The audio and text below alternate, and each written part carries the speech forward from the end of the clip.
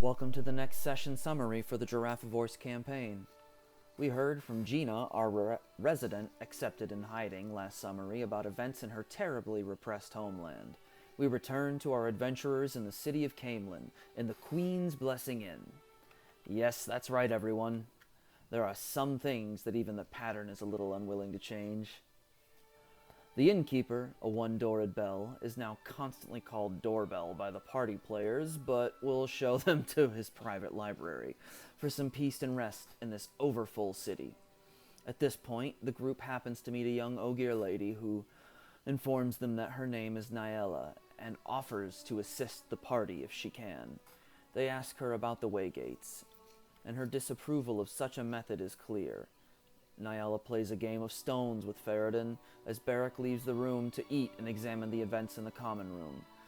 Sayoka, the man that the group met in Tamador last session, leaves the room, and Adel noticed that he has been fairly tense since they first arrived in Tamador. I will note that this is probably the only perception check that Adel will ever pass.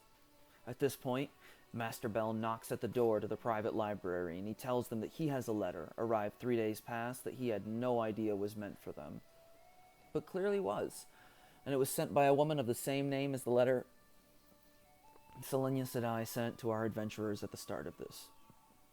The group, who recognizes this as Selenia's letter, hands the letter to Gina, who begins to read the letter in a stuffy approximation of the Aes Sedai. The letter states, I am writing in the dearest of circumstances, and the time is short. I am in Shinar, at Fall Daraki. I met a young Ogier in Camelin, and he assisted me in traveling the ways. You must make your way to Shinar immediately, and seek out Lord Kenu Moro Jagat, and he will direct you to me. I am in desperate need of your assistance. Do you like my impersonation of an impersonation? I think my Selenia Alagine is pretty freaking nice. So, Nyella wasn't the Ogier that assisted Selenia. Clearly. When Nyella hears that the Aes Sedai received help from another young Ogier, though, she is determined that this is the Ogier she is seeking after all. And she tells them that she will help them through the ways because she's on a personal mission to find this Ogier. How can she marry him if she won't if he won't stop moving from city to city? Like some hasty human. We spent a small amount of time being derailed. I know. Shocker. On the subject of dethroning the queen and putting one of the players' daughters up as queen, and now some of the party now sport purple bands on their weapons for Queen Sharla. We find out that this session that there are not only Aiel Girl Scouts, but that they do sell cookies, that they have a counterpart among the male warrior societies. These scouts attain the rank of Eagle, and they sell a form of Zamai kernel that only has flavor or purpose if heated over an open flame. Girl Scout cookies and Boy Scout Zamai pop. I'm excited for the waste. With that, the party rests for the night and sets out to find a waygate. Ailan, who was so quick to mock the party, seems to have quieted upon entering the dark, oppressive silence of the ways. In the 3 days it takes to move through the ways to Shinar, Gina eventually opens up and tells them all of part of the reason she has left the land she was born in. Her father was a prominent captain in the Sons of Illumination, the White Cloaks of this age. As she discovered that she could channel, she was outed by a woman that was chained and led through the streets, pointing out any others like herself. Rather than see Gina die by the fires, her sister Jostle offered herself up as the channeler, and Gina fled, not wishing to see her sister die. She is not proud of this, but she felt like she had no choice given how little control she had over her powers at the time. Ferrodin pledges his personal assistance in seeking revenge for his sister, whom is presumed dead at this point. At the stake, no less, and the party also seems rather supportive of this action. At this point, Zakub the monkey speaks to Ferrodin in his mind, and suggests that they make their way through the ways quickly. and they find themselves entering the land of Shinar, honor-bound warriors dedicated to protecting the Westlands from the encroachment of the blight-scarred lands of the Dark One. Maceram, a native of Shinar, tells them all that they must keep their heads uncovered by hoods when they enter the walls of the city. Any city, really.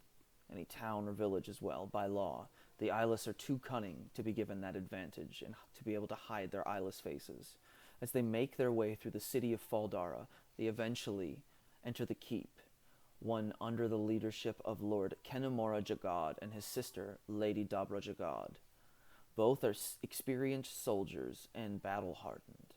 Their walk is that of a leader bathed in the fires of war. As Lord Kenamora greets them all, he brightens visibly upon seeing Maceram there, clasping him in a great hug, exclaiming at how much he's grown since leaving Shinar. "How those blades suit you now, young Maceram?"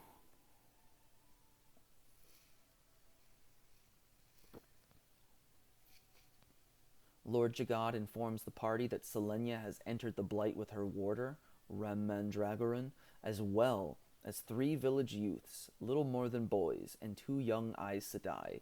They left 3 days ago, much against Lord Jagad's advice, without escort to find the Green Man.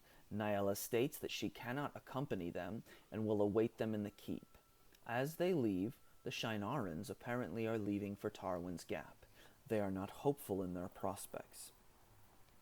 Resupplying quickly, the party enters the Blight, leaving Niella behind. They travel for a while and notice what seem to be the tunneling tracks and furrows of Jumara worms, and this chills the party.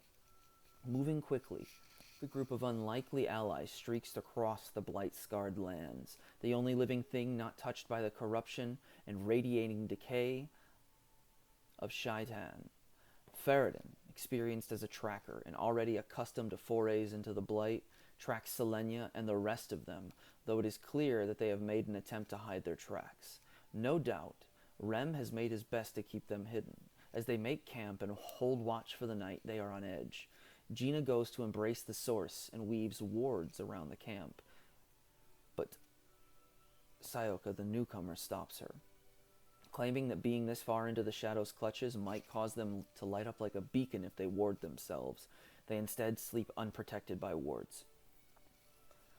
Night passes smoothly, but sometime in the dark and relative quiet, sometimes shattered by the shriek of some unknown predator and the dying cry of some prey they cannot place, they hear the pounding, thumping, beating of the drums of war, and at sunrise, horns of battle sound.